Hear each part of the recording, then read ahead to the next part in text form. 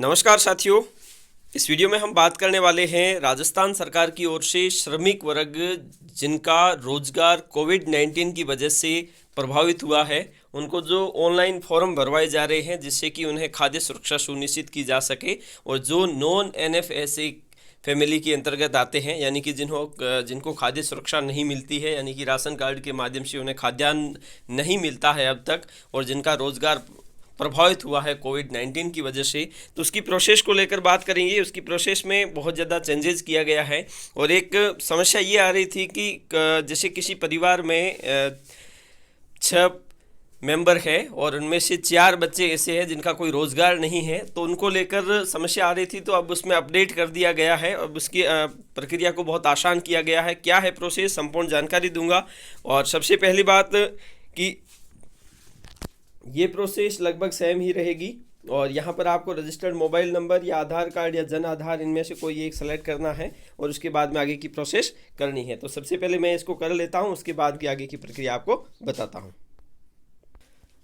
यहाँ पर आप देख रहे होंगे, जैसे ही हमने पास OTP जो हमारे पास आता है 15 मिनट के लिए वैध होता है, और आगे की प्रक्रिया मैंने आपको पिछले वीडियो में भी बताई थी। तो OTP के बाद की प्रोसेस इस प्रकार से होगी। पहले क्या होता था कि नाम, उसके बाद में दरअसल हर कैंडिडेट का, यानी कि हर मेंबर का आपको व्यवसाय चुनना अनिवार्य होता था, लेकिन अब इसमें चेंजेस किए गए हैं। चेंजेस यूँ है कि अब जैसे कि अब इस राशन कार्ड में 2 नाम हैं, ठीक है, और 2 नामों के बीच में अब यहाँ पर पहले नाम के आगे आपको पूछता है कि इज़ माइग्रेंट, ये प्रवासी है या नहीं है। अगर है तो आपको यहाँ पर टिक करना है, अगर नहीं है तो आपको यहाँ पर टिक नहीं करना। एक ऐड ऑफ फैमिली वाली समस्या आ रही थी, ये ऑटोमेटिक यहाँ पर ऐड हो रखा है। उसके बाद में व्यवसाय का चयन करें। अब दरअसल प्रत्येक परिवार के लिए अलग अलग मेंबर होते हैं, और इनमें से कुछ व्यवसाय करते हैं और कुछ व्यवसाय में संलग्न नहीं होते हैं। तो ऐसी स्थिति में अगला ऑप्शन ये दिया गया है, अगर आप व्यवसाय नहीं भी करते हैं तो यहाँ पर आप क्लिक ना करें।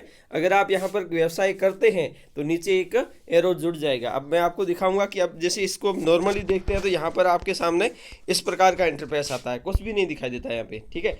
और जैसे ही मैं किसी एक व्यवसाय को चुनूंगा, जैसे कि मैं इसको चुनता हूँ, व्यवसाय को चुने, तो यहाँ पर नीचे एक और एरो आ जाता है कि इसमें व्यवसाय क्या है। अब दरअसल व्यवसाय में, व्यवसाय का स्वयं का है तो यहाँ पर आप स्वयं का करोगे, और अन्य का है तो अन्य में कार्यरत, तो उसके लिए आपको व्यवसाय के मालिक का नाम देना पड़ेगा, व्यवसाय के मालिक के मोबाइल नंबर देने पड़ेंगे, व्यवसाय का पूर्ण पता देना पड़ेगा, और उसके बाद में व्यवसाय की श्रेणी निर्धारित करनी पड़ेगी। और श्रेणी जो 36 श्रेणियां निर्धारित की गई, उनमें से अगर आपका व्यवसाय नहीं आता है तो आप अन्य का चयन कीजिए, और अन्य का चयन जैसे ही करेंगे तो आपके सामने एक बॉक्स खुल जाता है, उसमें आप अपना व्यवसाय लिख सकते हो, ठीक है, तो उसमें आप लिख सकते हो। और इसके अलावा अगर आप ये करते हो कि स्वयं का व्यवसाय है, तो स्वयं के व्यवसाय के लिए आपको व्यवसाय के मालिक का मोबाइल नंबर देना पड़ेगा, जैसे आप स्वयं हो तो स्वयं ही मालिक हो, और उसके बाद में व्यवसाय का पूर्ण पता और व्यवसाय की श्रेणी। इसमें भी अगर आपकी स्वयं की श्रेणी कोई नहीं मिल रही है, जैसे हम देखते हैं, और यहाँ पर जैसे इनमें से कोई नहीं मिल रही, तो यहाँ पर आप अन्य कर लीजिए। अन्य जैसे ही करते हैं तो यहाँ पर आपके सामने एक बॉक्स खुल जाता है, तो यहाँ से आप इंटर कर सकते हो, ठीक है। और इसके बाद में अगर हम ये करते हैं कि व्यवसाय, अगर हम दूसरे का भी व्यवसाय नहीं चुनना चाहें, और तीसरी बात है यहाँ पर अगर आप माइग्रेंट करते हैं तो आपको माइग्रेंट करना है, मतलब आप जहाँ पर है वहाँ नहीं थे लेकिन कहीं और से माइग्रेंट हुए हैं, तो आप यहाँ से देख सकते हैं। उसके बाद में दरअसल अंतिम रूप में अगर देखा जाए तो यहाँ पर आप देख सकते हैं कि राजस्थान में आप अगर रहते हैं तो वर्तमान में आप राजस्थान में आपका पूर्ण पता क्या है। सबसे पहले आपको अर्बन और रूरल में से कोई एक, मतलब आप ग्रामीण क्षेत्रों से हो या शहरी क्षेत्र से, उसका चयन करना है। उसके बाद में आप स्टेट राजस्थानी हो गया, डिस्ट्रिक्ट चुनना है, फिर डिस्ट्रिक्ट, पहले डिवीज़न चुनना है, फिर डिस्ट्रिक्ट चुनना है, फिर तहसील, फिर म्यूनिसिपैलिटी, और उसके बाद में वार्ड सेलेक्ट करना है। उसके बाद में सेल्फ डिक्लेरेशन देना है, और अंतिम रूप से आपको घोषणा कर देनी है, ठीक है। और अंतिम रूप से आपको सबमिट करना है। सबमिट जैसे ही करोगे तो आपके सामने स्क्रीन पर एक मैसेज आता है, सक्सेसफुली सबमिट, और एक नंबर दिए हुए होते हैं, वो आप सेव करके रख लीजिए।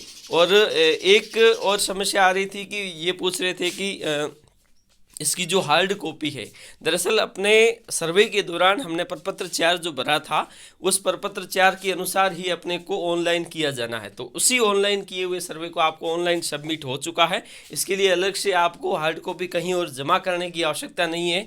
हाँ, ये जरूर है कि आपके पास जो प्रपत्र है वो आप संबंधित मुख्यालय या जैसे आपको अधिकारियों के निर्देश मिलते हैं उसी के अनुसार आगे आपको कार्य करना है। तो इस प्रकार से इस प्रक्रिया को थोड़ा बहुत आसान किया गया है। ये हम सबके लिए बहुत महत्वपूर्ण बात है, क्योंकि सबसे बड़ी समस्या हमारे सामने यही आ रही थी व्यवसाय के चयन को लेकर, तो इसका समाधान कर दिया गया। अब ये समस्या आ रही होगी ओटीपी की, तो हो सकता है कि इसे भी हटा दे, लेकिन अभी तक ओटीपी आ ही रही है। अगर किसी के मोबाइल पर ओटीपी नहीं आ रही है या फिर जा रही है लेकिन वो मोबाइल अवेलेबल नहीं है, तो संबंधित विकास अधिकारी जो होता है पंचायत समिति में, उनसे संपर्क करिए और वहाँ से आप नंबर नए भी ऐड कर सकते हैं। इस प्रकार से आप इसका समाधान कर सकते हैं। तो आज के लिए इतना ही, धन्यवाद।